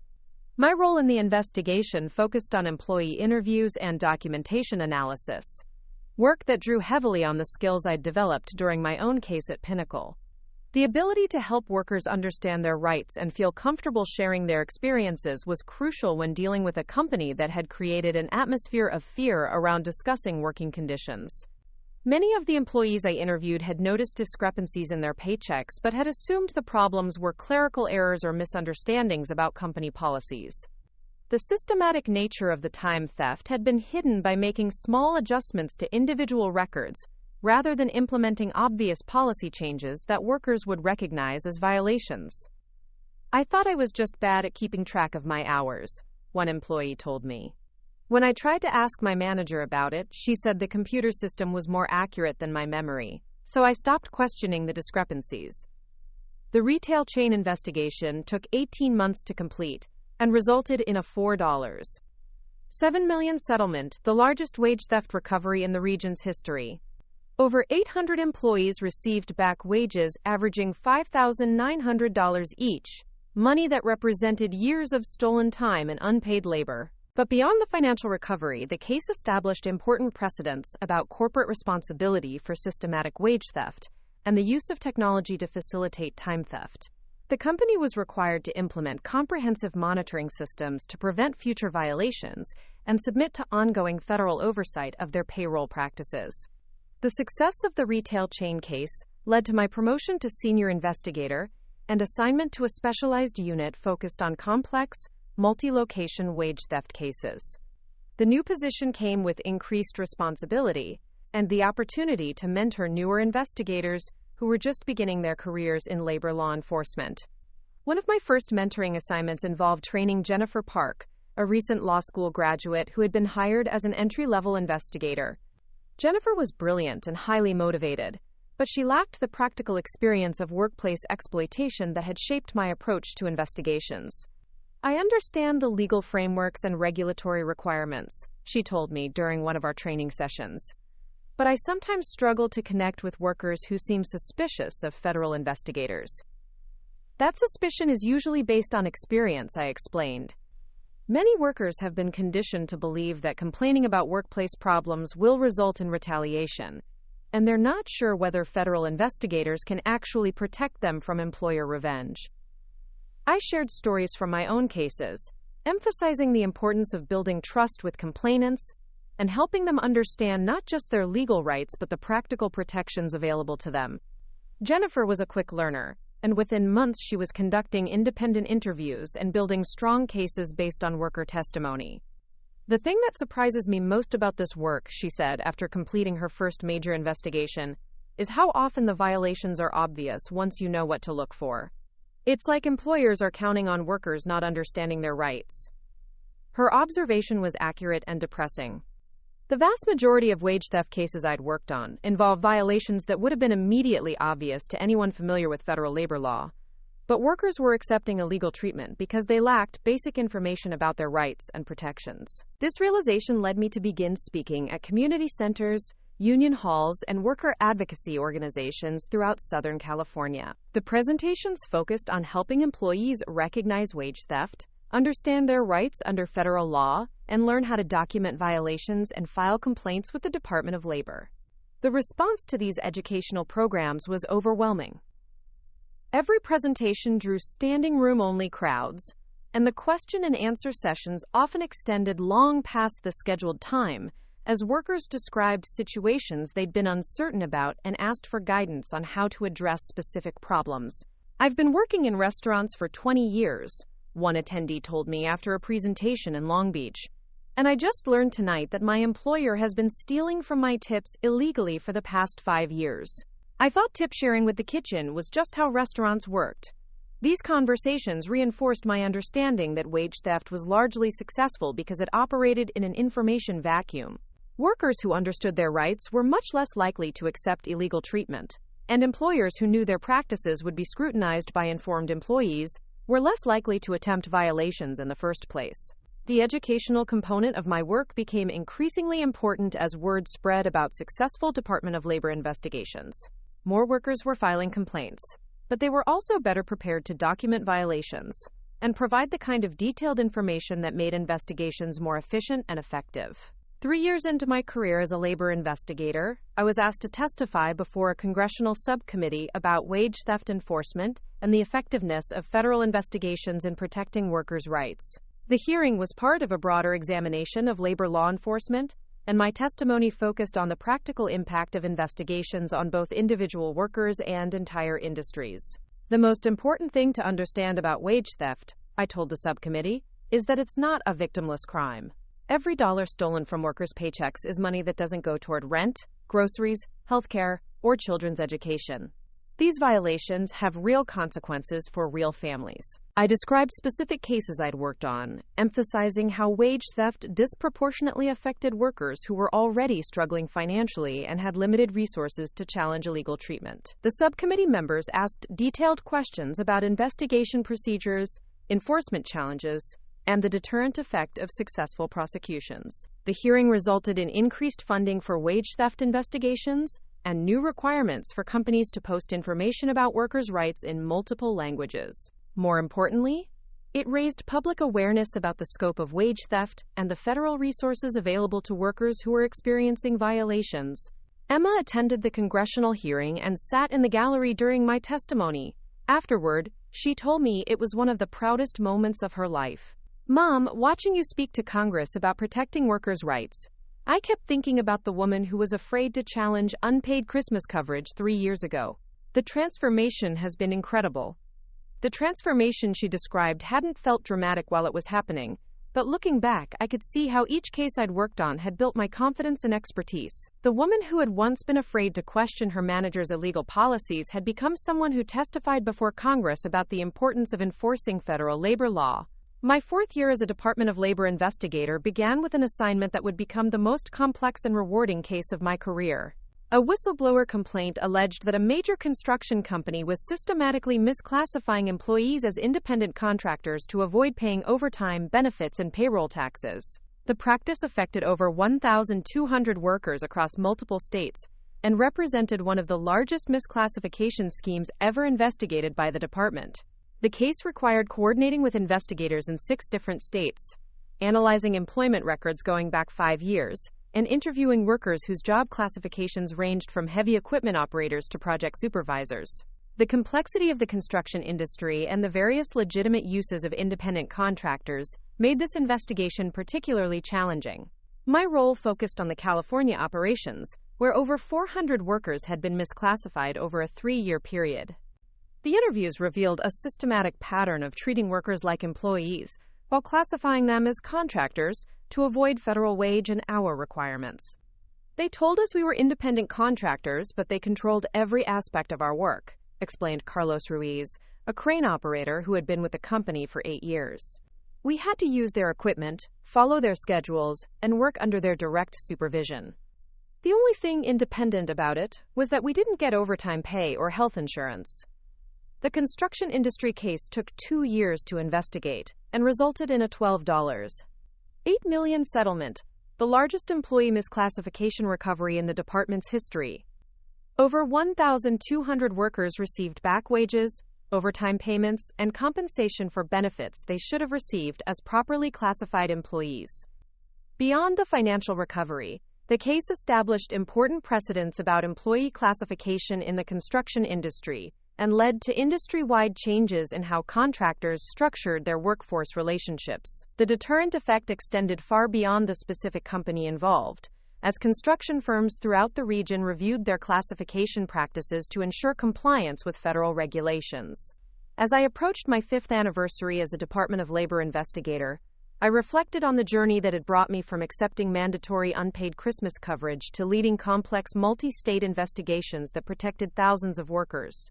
The career change that had once seemed impossibly risky had become the most fulfilling work of my professional life. The financial security that the federal position provided was important, but what made the work meaningful was the direct connection to protecting people from the same kind of exploitation I had experienced at Pinnacle.